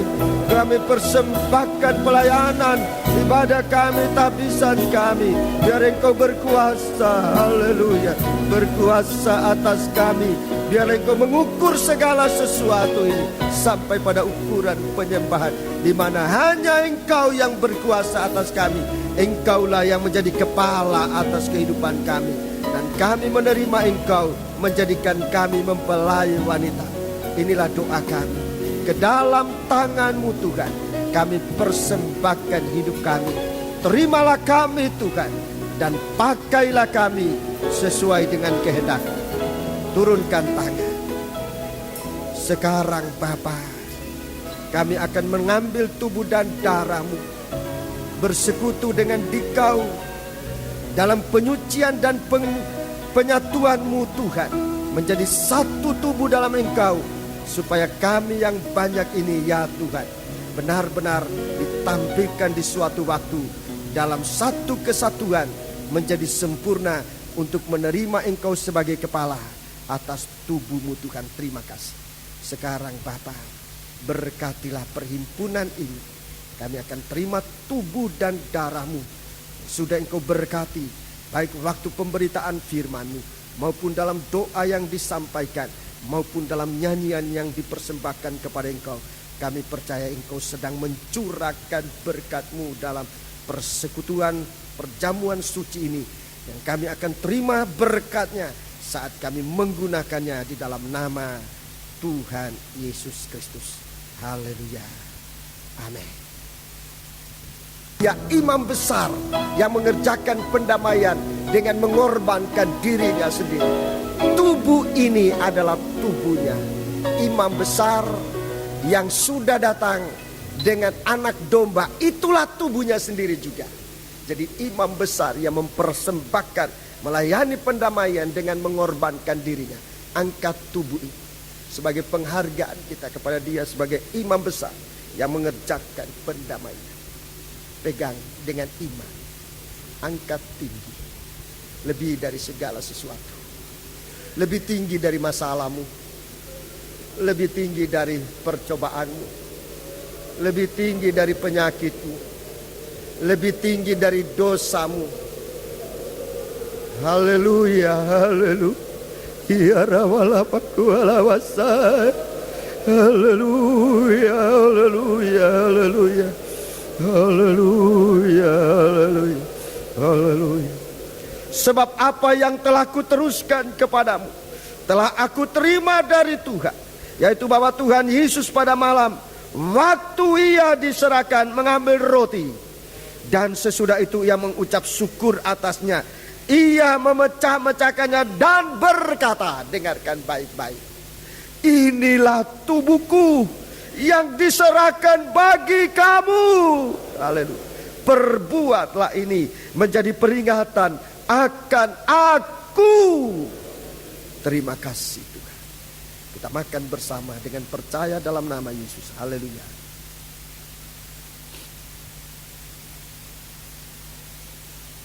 Kita angkat cawan. Haleluya. Haleluya. Haleluya. Haleluya, haleluya. Demikian juga ia mengambil cawan sesudah makan, lalu berkata, cawan ini adalah perjanjian baru yang dimeteraikan oleh darahku. Perbuatlah ini setiap kali kamu meminumnya menjadi peringatan akan aku. Kita minum bersama-sama dengan percaya dalam nama Yesus. Dengan mengangkat tangan kita dua ke atas, kita ucapkan syukur kita kepada Tuhan. Sudah Pendeta Lasar untuk menyampaikan ucapan syukur ini bersama kita. Haleluya. Haleluya, haleluya, haleluya. Ya ramalamaku alawasai. Haleluya, haleluya, haleluya. Haleluya, haleluya. Haleluya. Haleluya, haleluya. Haleluya, haleluya. Haleluya, haleluya. Kami tinggikan Engkau Tuhan, haleluya. Kami puji Engkau, haleluya, haleluya. Begitu besar perhatian-Mu kepada kami sidang jemaat-Mu, kepada kami para hamba-hamba-Mu, haleluya. Terlalu banyak kekurangan-kekurangan kami Tuhan. Sementara firman-Mu sudah disampaikan, kami mengenal siapa diri kami Tuhan. Kami tidak layak di hadapan Engkau. Tetapi jikalau firman-Mu Engkau bukakan, berarti Engkau mengasihi kami Tuhan. Engkau mau mengangkat keadaan kami. Engkau mau mengangkat kehidupan ini Tuhan, untuk sungguh-sungguh layak dan menyenangkan hati-Mu. Terima kasih Tuhan. Kekudusan itu adalah keadaan yang ada di sorga, namun juga harus ada di tengah-tengah kami sidang jemaat-Mu Tuhan. Haleluya, haleluya. Haleluya, terima kasih, terima kasih. Terima kasih atas firman-Mu Tuhan.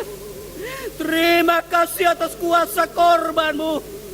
Terima kasih atas Roh Kudus-Mu yang meyakinkan kepada kami kebenaran firman-Mu. Untuk kami semakin merendahkan diri hadapan Engkau, untuk menyerahkan segenap hidup ini, meninggikan, mengagungkan, menyembah kepada Engkau. Terima kasih Tuhan, terima kasih. Inilah kehidupan kami. Kami bawa sepenuhnya ke dalam tangan Engkau. Kerjakan hari demi hari, mengingat kedatangan Tuhan yang kedua kali sudah terlalu dekat. Biarlah Tuhan kekudusan itu semakin meningkat, sampai kepada kesempurnaannya. Dan kami umat-Mu masuk di dalam penyembahan yang benar, penyembahan yang diukur oleh Tuhan, penyembahan senilai dari ukuran Tuhan itu sendiri. Terima kasih pemakaian kepada hamba-Mu yang sudah Engkau percayakan menyampaikan firman-Mu. Tuhan, semakin pertambah-tambahkan hikmat, akal, budi, kebijaksanaan untuk melanjutkan tugas yang sudah Engkau bebankan, untuk membina kami sidang jemaat-Mu, para hamba-hamba-Mu, untuk berada pada kondisi sebagaimana yang Ku inginkan, khususnya dalam saat menyambut kedatangan Tuhan yang kedua kali yang tidak akan lama lagi. Terima kasih Tuhan, terima kasih.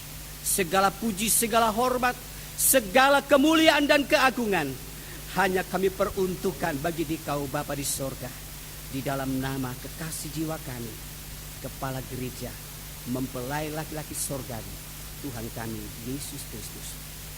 Haleluya. Amin.